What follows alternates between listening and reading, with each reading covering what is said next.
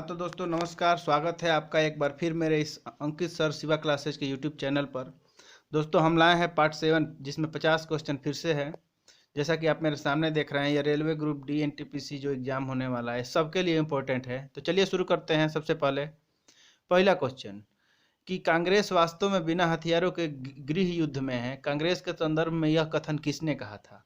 Option है Lord dustbin, B है मोहम्मद अली जिन्ना, सी है सैयद अहमद खान और डी है लॉर्ड कर्जन। चलिए इसका सही आंसर दीजिए।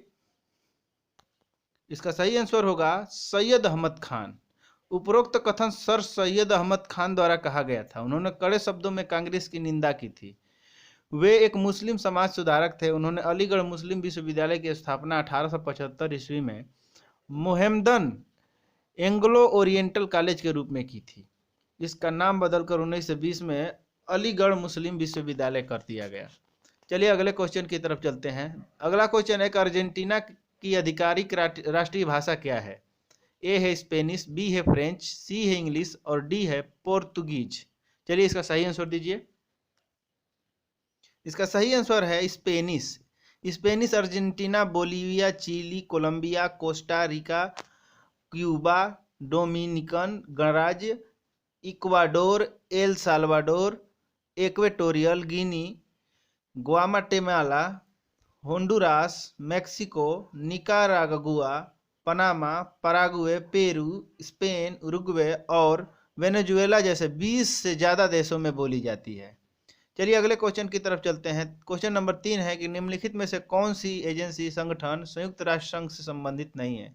ऑप्शन ए है यूनिवर्सल पोस्टल यूनियन, बी है इंटरनेशनल फाइनेंस कॉरपोरेशन, सी है वर्ल्ड मीटियोरोलॉजिकल ऑर्गेनाइजेशन तो और डी ऑप्शन था जिसको मैंने छोड़ दिया था। चलिए डी आंसर मैं डायरेक्ट आपको बता देता हूँ कि international confederation of free trade union होगा। International confederation of free trade union agency संगठन संयुक्त राष्ट्र संघ से संबंधित नहीं है। चलिए चौथा क्वेश्चन की तरफ चलते हैं। चौथा क्वेश्चन है भारतीय समुद्री विश्वविद्यालय किस स्थान पर स्थित है? हैदराबाद, विशाखापट्टनम, चेन्नई, कोच्चि। चलिए आप इसका सही आंसर दीजिए। इसका सही आंसर होगा सी चेन्नई। भारतीय समुद्री विश्वविद्यालय तमिलनाडु के चेन्नई में स्थित है। इसकी स्थापना 14 नवंबर 2008 को की गई थी। यह समुद्री विज्ञान में भारत का एकमात्र विश्वविद्यालय है। चलिए पांचवें क्वेश्चन की तरफ चलते हैं। पालपुर कूनो वन्य जीव अभयारण्य किस प्रदेश में है? ए उत्तर प्रदेश, बी मध्य प्रदेश, सी कर्नाटक चौथा और डी है गुजरात। चलिए इसका सही आंसर दीजिए। इसका सही आंसर होगा बी मध्य प्रदेश। पापुलर कूनो वन्य जीव अभयारण्य उत्तर पश्चिम मध्य प्रदेश में है और सेवरपुर जिले में है। यह 900 वर्ग किलोमीटर में फैला हुआ है। यहाँ अनेक प्रकार के जानवर पाए जाते हैं जिनमें भेड़िए, बंदर, तेंदुए, नीलगाय प्रमुख हैं। इसके अलावा यहाँ एशिया के शेरों के लिए वन्य जीव अभयारण्य बनाने की भी योजना है। चलिए छठवां क्वेश्चन है कि विश्व में सर्वाधिक ज्वालामुखी किस महासागर में स्थित है? ऑप्शन ए है प्रशांत महासागर, अटलांटिक महासागर, हिंद महासागर और आर्कटिक महासागर। चलिए इसका सही आंसर दीजिए। इसका सही आंसर है ए प्रशांत महासागर। प्रशांत महासागर में सर्वाधिक सक्रिय ज्वालामुखी पाए जाते हैं। इसी क्षेत्र में 40,000 के दायरे में रिंग ऑफ फायर नामक बेल्ट स्थित है। इस बेल्ट में सर्वाधिक ज्वालामुखी है। चलिए अगले क्वेश्चन की तरफ बढ़ते हैं। क्वेश्चन नंबर 7, भारत में सबसे ज्यादा टाइगर रिजर्व किस प्रदेश में है? ए महाराष्ट्र, बी पश्चिम बंगाल, सी उत्तर प्रदेश और डी मध्य प्रदेश। चलिए इसका सही आंसर दीजिए। इसका सही आंसर मैं आपको नहीं बताऊंगा। इसका सही आंसर आपको कमेंट बॉक्स में जाकर देना है। यदि आंसर सही हुआ या गलत हुआ तो मैं कल आपको अगले वीडियो में बताऊंगा। चलिए अगला क्वेश्चन है कि 8वां क्वेश्चन, निम्नलिखित में से किसकी निर्माण खर्च सर्वाधिक और परिवहन का खर्च सबसे कम है? रेल, सड़क, जल परिवहन, पाइपलाइन। चलिए इसका सही आंसर दीजिए। डी है पाइपलाइन। पाइपलाइन के निर्माण का खर्च सर्वाधिक होता है लेकिन इसका यातायात का रंग सबसे कम होता है। चलिए 9वें क्वेश्चन की तरफ बढ़ते हैं कि आरबीआई द्वारा बैंकों की उधार शक्तियों को रोकने के लिए निम्नलिखित में से किसका उपयोग किया जाता है? ए विदेशी मुद्रा प्रबंधन, खुला बाजार परिचालन, repo rate, reserve repo rate. इसका सही आंसर आप दीजिए। इसका सही आंसर होगा खुला बाजार परिचालन। खुला बाजार परिचालन आरबीआई द्वारा बाजार में या से सरकारी प्रतिभूतियों की खरीद और बिक्री को कहते हैं। 10वां क्वेश्चन है कि चिश्ती सिलसिला एक सूफी सिलसिला है जो चिश्त कस्बे से शुरू हुआ है। चिश्त कस्बा कहाँ स्थित है? ऑप्शन ए है अफगानिस्तान, तुर्कमेनिस्तान, उज्बेकिस्तान और सऊदी अरब। चलिए इसका सही आंसर दीजिए। इसका सही आंसर होगा ए अफगानिस्तान। चिश्त कस्बा अफगानिस्तान के हेरात प्रांत में स्थित है। यह एक कस्बा है। इसकी स्थापना 930 ईस्वी में अबू इसाक समी ने की थी। इस पश्चिम एशिया लौटने के पहले उन्होंने स्थानीय अमीर अबू अहमद अब्दल के बेटे को प्रशिक्षित और नियुक्त किया, जिनके नेतृत्व में चिश्तिया क्षेत्रीय रहस्यमय आदेश के रूप में विकसित हुई। चलिए अगले क्वेश्चन नहीं, इसमें अभी थोड़ा और पढ़ते हैं। चिश्ती सिलसिला की भारत में स्थापना ख्वाजा मोइनुद्दीन चिश्ती ने की। इस सिलसिले के अन्य प्रमुख संत कुतुबुद्दीन बख्तियार काकी फरीदुद्दीन, गज शंकर, निजामुद्दीन औलिया और अलाउद्दीन अली अहमद सबीर कल्याणी थे। अगले क्वेश्चन की तरफ बढ़ते हैं। क्वेश्चन नंबर 11, किस गवर्नर जनरल के कार्यकाल में हिंदू व मुस्लिम धर्म के परंपरागत नियमों को संहिताबद्ध करने का प्रयास किया गया है? ए है Lord Cornwallis, Warren Hastings, William Bentinck और चार्ल्स मेटकाफ। चलिए इसका सही आंसर दीजिए। इसका सही आंसर है बी वारेन हेस्टिंग्स। 1774 में वारेन हेस्टिंग्स का बंगाल का पहला गवर्नर जनरल नियुक्त किया गया। वे भारत के पहले गवर्नर जनरल थे। चलिए अगले क्वेश्चन की तरफ बढ़ते हैं। Question number 12। क्वेश्चन नंबर 12 है कि 1818 में ब्रह्म समाज के संस्थापक राजा राम मोहन राय ने किसके अर्थ व महत्ता के बारे में निबंध लिखा था? ऑप्शन ए है सामवेद, यजुर्वेद, ऋग्वेद या गायत्री मंत्र। आप इसका सही आंसर सही बताइए। इसका सही आंसर होगा डी गायत्री मंत्र। राजा राम मोहन राय ने ब्रह्म समाज की स्थापना 1828 ईस्वी में की थी। इस संस्थान में के द्वारा उन्होंने धार्मिक व समाज सुधारों के कार्य किए। चलिए चलते हैं क्वेश्चन नंबर 13 की तरफ। भारत बांग्लादेश मैत्री उद्यान किस राज्य में बनाया जा रहा है? ऑप्शन ए है नागालैंड, ऑप्शन बी है त्रिपुरा, ऑप्शन सी है मेघालय और ऑप्शन डी है पश्चिम बंगाल। चलिए इसका सही आंसर दीजिए। इसका सही आंसर है त्रिपुरा, बी। त्रिपुरा में भारत बांग्लादेश मैत्री उद्यान बनाया गया है। यह उद्यान दक्षिण त्रिपुरा के चोटाखोला में स्थित है। यह उद्यान 20 हेक्टेयर के क्षेत्र में फैला हुआ है। इस उद्यान में इंदिरा गांधी और शेख मुजीबुर रहमान की मूर्तियां भी बनाई गई हैं। चलिए अगले क्वेश्चन की तरफ बढ़ते हैं। Question number 14। क्वेश्चन नंबर 14 है कि वर्साय की संधि का नाश हो, यह नारा किसने दिया था? Option A Hitler, Mussolini, Bismarck या इनमें से कोई नहीं। चलिए इसका सही आंसर दीजिए। इसका सही आंसर होगा ए हिटलर। वर्साय की संधि का नाश हो, यह नाम हिटलर ने दिया था। चलिए 15वां क्वेश्चन की तरफ बढ़ते हैं कि संयुक्त राष्ट्र महासभा ने विकासशील देशों में औद्योगिक विकास हेतु किस संगठन की स्थापना की थी? ऑप्शन है अंकटाड, बी यूनिडो, सी आसियान और डी सार्क। चलिए इसका आप सही आंसर दीजिए। इसका सही आंसर होगा बी यूनिडो। संयुक्त राष्ट्र महासभा ने विकासशील देशों में औद्योगिक विकास हेतु यूनिडो संगठन की स्थापना की थी। चलिए 16वें क्वेश्चन की तरफ बढ़ते हैं कि विन्नीपेग झील किस देश में स्थित है? ब्राजील, कनाडा, रूस या जापान। चलिए इसका सही आंसर दीजिए। इसका सही आंसर होगा बी कनाडा। विन्नीपेग झील एक विश्व परंतु कम गहरी झील है। यह कनाडा के मनीटोबा प्रांत में स्थित है। उत्तर से दक्षिण तक इस झील की लंबाई 416 किलोमीटर है। चलिए 17वें क्वेश्चन की तरफ बढ़ते हैं। क्वेश्चन है ज्ञान भारती रिजर्व किस प्रदेश में है? उत्तर प्रदेश, कर्नाटक, महाराष्ट्र, गुजरात। चलिए इसका सही आंसर दीजिए। इसका सही आंसर है डी गुजरात। ज्ञान भारती रिजर्व गुजरात में स्थित है।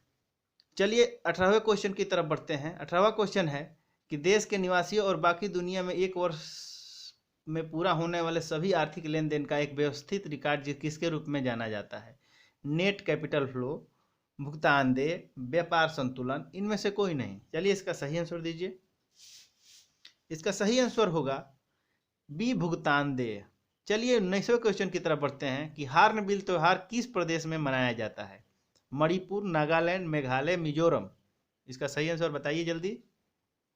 चलिए इसका सही आंसर है ए मणिपुर। हार्नबिल त्योहार नागालैंड का एक त्यौहार है। यह न केवल भारत का बल्कि विश्व का एक प्रमुख त्यौहार है। इसका आयोजन राज्य पर्यटन और कला और संस्कृति विभाग द्वारा किया जाता है। यह नागा लोगों की कला और संस्कृति के विकास के लिए मनाया जाता है। चलिए अगले क्वेश्चन की तरफ बढ़ते हैं। Question number 20। क्वेश्चन नंबर 20 है कि निम्नलिखित में से कौन सा मिलान सही है? आगा खान पैलेस पुणे, भारत भवन भोपाल, अकाल तख्त अमृतसर, या सभी सही हैं तीनों। चलिए इसको सही आंसर दीजिए, कौन सा सही है? दोस्तों ये सभी सही हैं, डी, ये सभी सही हैं। फिर से देख लीजिए, आगा खान पैलेस पुणे में है, भारत भवन भोपाल में है, अकाल तख्त अमृतसर में है। चलिए एक ऐसे क्वेश्चन की तरफ बढ़ते हैं कि बुद्ध द्वारा रचित बौद्ध धर्म का ग्रंथ कौन सा है? धम्माघोष, बुद्धघोष, धम्मपद, या अभिधम? इसका सही आंसर आप दीजिए। इसका सही आंसर होगा सी, धम्मपद। चलिए 22वें क्वेश्चन की तरफ बढ़ते हैं। 22वां क्वेश्चन है कि चरक किसके समकालीन थे? ए कनिष्क, चंद्रगुप्त मौर्य, अशोक, कलाशोक। चलिए इसका सही आंसर दीजिए। इसका सही आंसर होगा ए कनिष्क। चरक कनिष्क के दरबार के विद्वान थे, उन्होंने चरक संहिता नामक पुस्तक की रचना की थी। चलिए अगले क्वेश्चन की तरफ बढ़ते हैं। क्वेश्चन नंबर 23 कि निम्नलिखित में से किस घाट की औसत चौड़ाई ज्यादा है? पश्चिमी घाट, पूर्वी घाट, दोनों की चौड़ाई लगभग समान है, या उपरोक्त में से कोई नहीं? इसका सही आंसर दीजिए। इसका सही आंसर होगा बी, पूर्वी घाट। पश्चिम घाट की औसत चौड़ाई 50 से 80 किलोमीटर है, जबकि पूर्वी घाट की औसत चौड़ाई 100 से 200 किलोमीटर है। चलिए 24वें क्वेश्चन की तरफ बढ़ते हैं। 24वां क्वेश्चन है कि निम्नलिखित में से पीडमोंट पठार का उदाहरण कौन सा है? तिब्बत पठार, बोलीवियन पठार, मालवा पठार, या लद्दाख पठार? चलिए इसका सही आंसर दीजिए। इसका सही आंसर होगा सी, मालवा पठार। पीडमोंट पठार की एक और पर्वत होता है। पीडमोंट पठार की एक और पर्वत होता है। मालवा पठार भी पीडमोंट पठार है।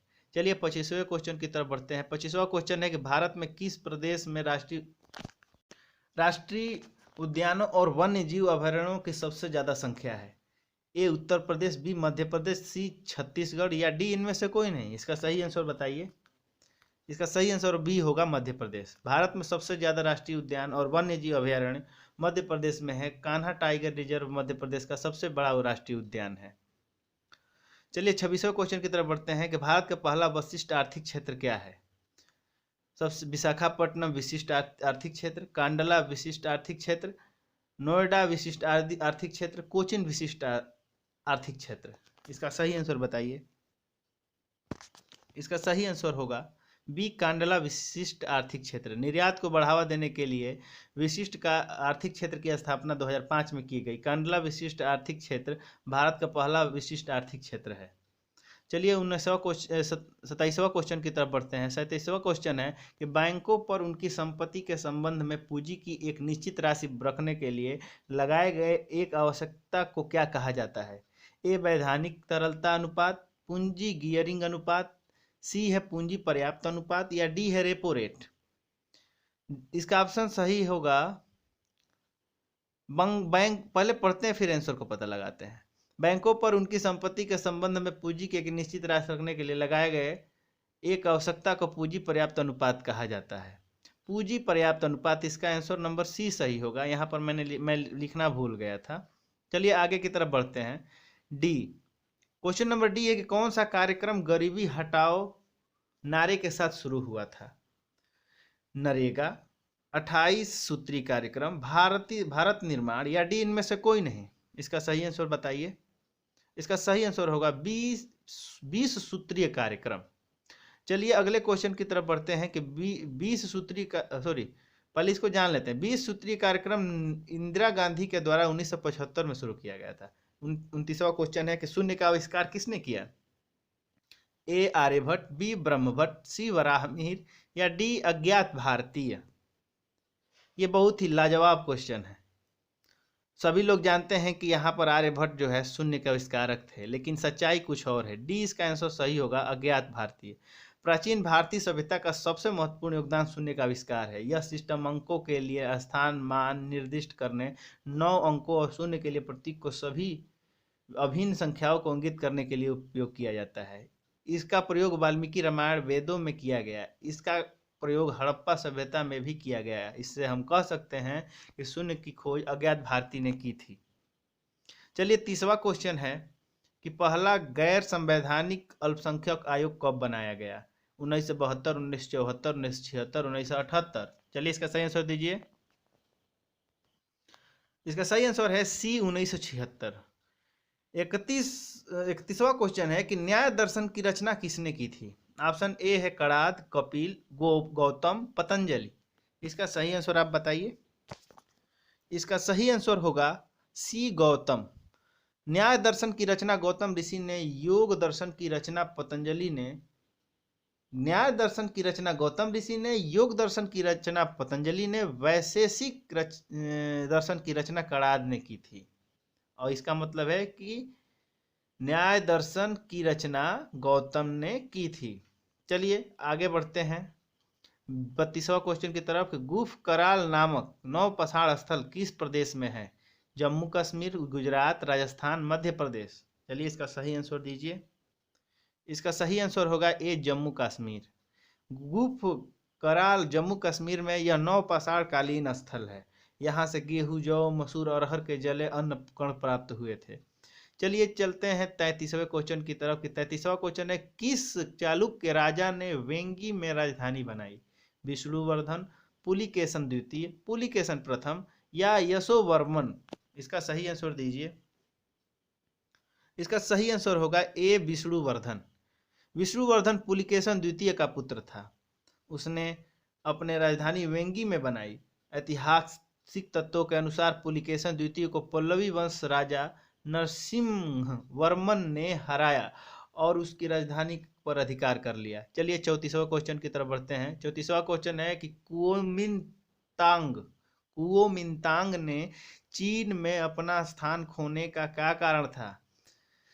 ऑप्शन है चियांग काई शेक का अपहरण किया गया, जापान द्वारा चीन के प्रांतों का अधिग्रहण, अमेरिका और जापान के बीच युद्ध, या डी है चियांग काई शेक की सरकार भ्रष्टाचार की वजह से अलोकप्रिय होना।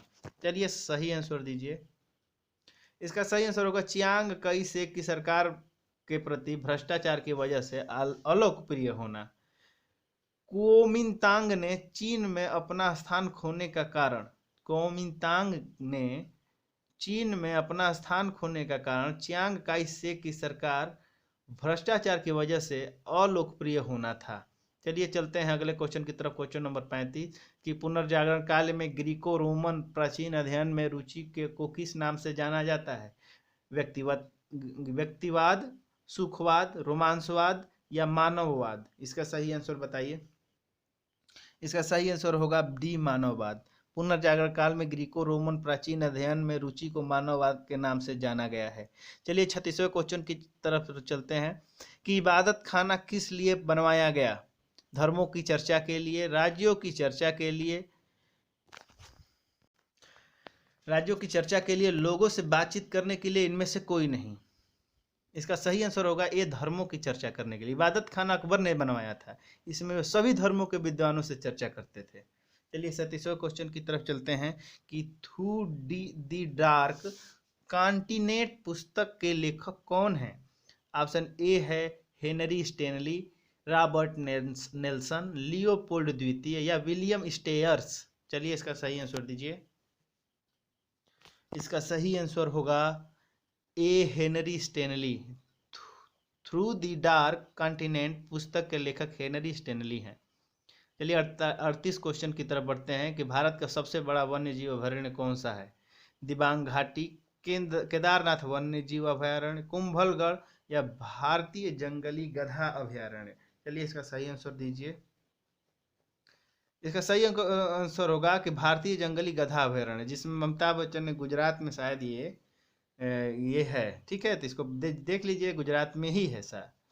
रतीय जंगली गधा अभयारण्य गुजरात में है और भारत का सबसे बड़ा वन्य जीव अभयारण्य है। इसका जो ब्रांड एम्बेसडर है ये अमिताभ बच्चन है। 39वां क्वेश्चन है कि मराठे समिति किससे संबंधित है? ए, शहरी सहकारी बैंक, ग्रामीण सहकारी बैंक, क्रेडिट सुधार, बीमा सुधार।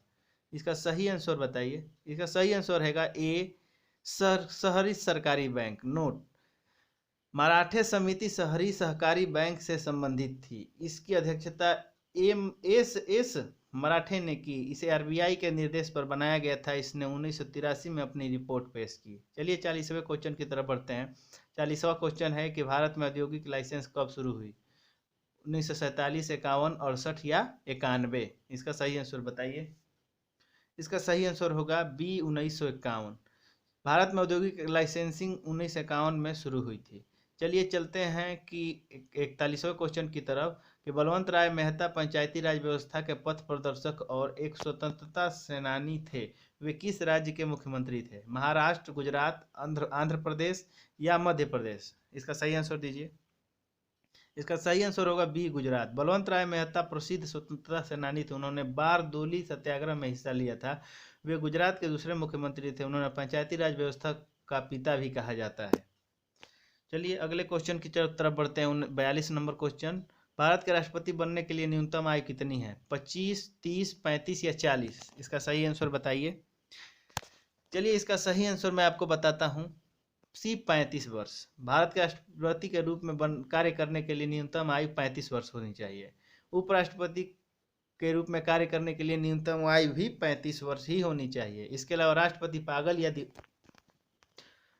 पागल या दिवालिया नहीं होना चाहिए। चलिए 43वें क्वेश्चन की तरफ बढ़ते हैं कि तुमकुर नामक स्थान पर भारतीय भौगोलिक सर्वेक्षण ने सोने के भंडार का पता लगाया है। तुमकुर किस राज्य में स्थित है? आंध्र प्रदेश, कर्नाटक, तमिलनाडु या महाराष्ट्र? इसका सही आंसर बताइए। इसका सही आंसर होगा बी कर्नाटका। चलिए तुमकुर कर्नाटक में स्थित है। यह तुमकुर जिले का मुख्यालय भी है। यह बेंगलोर में 70 किलोमीटर दूर उत्तर पश्चिम में स्थित है।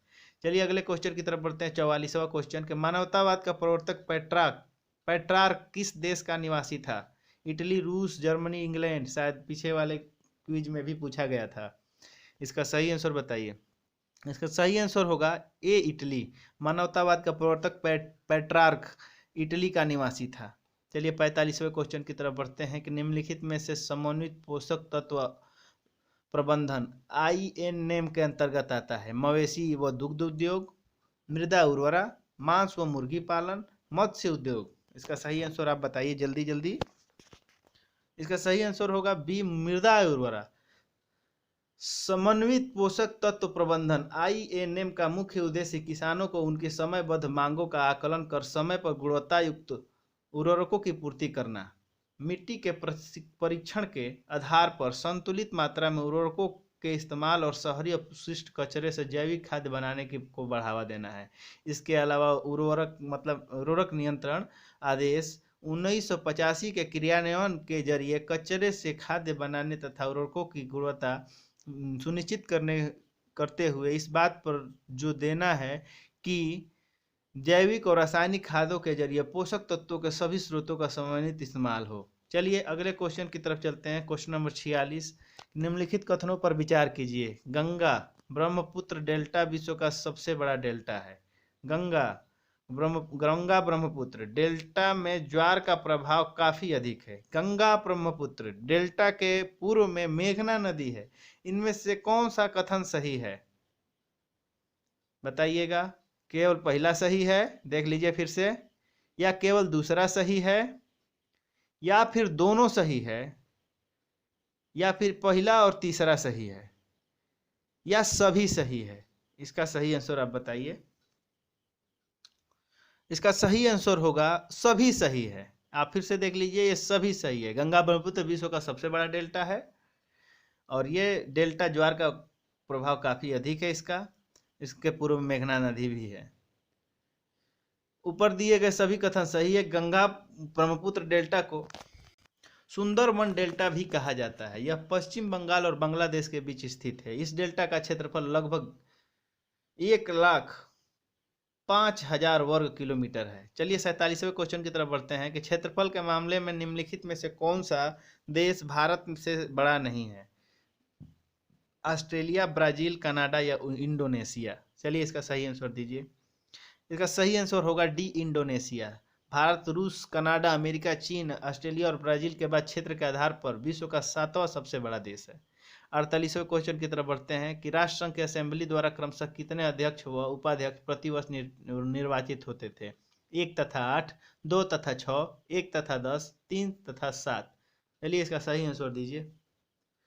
इसका सही आंसर होगा 1 तथा 8। राष्ट्रसंघ असेंबली द्वारा क्रमशः 1 अध्यक्ष तथा 8 उपाध्यक्ष प्रति वर्ष निर्वाचित होते थे। चलिए अगले क्वेश्चन की तरफ बढ़ते हैं। क्वेश्चन नंबर 49, निम्नलिखित मौलिक अधिकारों में से कौन सा सबसे विवादास्पद रहा है? स्वतंत्रता का अधिकार, संपत्ति का अधिकार, धर्म की स्वतंत्रता का अधिकार या संस्कृति और शिक्षा का अधिकार? चलिए इसका सही आंसर दीजिए। बहुत इंपॉर्टेंट क्वेश्चन है। इसका सही आंसर होगा संपत्ति का अधिकार। चलिए इस पर लास्ट क्वेश्चन, इस पर ध्यान दीजिए कि Bombay high court, Allahabad high court और पटना हाई कोर्ट, इसमें से आपको क्वेश्चन में एक पूछूंगा, इसका सही आंसर देना है। इनमें बेंचों की संख्या का घटता क्रम क्या है? किस में सबसे ज्यादा है, फिर उसके बाद उससे कम किस में है, और सबसे कम किस हाई कोर्ट में है बेंचों की संख्या? चलिए इसका सही आंसर बता रहा हूं मैं। 1 2 3 बता दे रहा हूं ऑप्शन। 1 2 3, 3 2 1, 2 3 1 या 2 1 3। आप इसको सजाइए। चलिए मैं इसका सही आंसर आपको बताता हूँ। 1 2 3 मतलब कि सबसे बड़ा बेंच बॉम्बे हाई कोर्ट में है, उसके बाद इलाहाबाद हाई कोर्ट में है, फिर पटना हाई कोर्ट में है। सबसे कम इन तीनों में पटना हाई कोर्ट में है। चलिए दोस्तों, आज का करंट अफेयर्स सॉरी मैं गलती बोल गया, जीके क्विज की सीरीज को यहीं समाप्त करते हैं। और यदि आपको करंट अफेयर्स भी पढ़ना है तो मेरे चैनल को सब्सक्राइब कीजिए और चैनल के प्लेलिस्ट में जाकर तरह तरह के विषय रखे गए हैं, उसको जाकर अध्ययन करिए बहुत ही सरल और आसान भाषा में। और यदि आपको इस नोट्स का पीडीएफ चाहिए तो आप मेरे टेलीग्राम चैनल या ईमेल आईडी से संपर्क कर सकते हैं। टेलीग्राम चैनल का भी यही नाम है, अंकित सर शिवा क्लासेज। और यदि आपको पिछला देखना है करंट अफेयर जीके क्विज तो इस आई बटन पर राइट साइड में ऊपर की तरफ क्लिक कीजिए और जाकर पूरा जीके क्विज का सारा सीरीज देखिए। चलिए तब तक के लिए धन्यवाद। जय हिंद।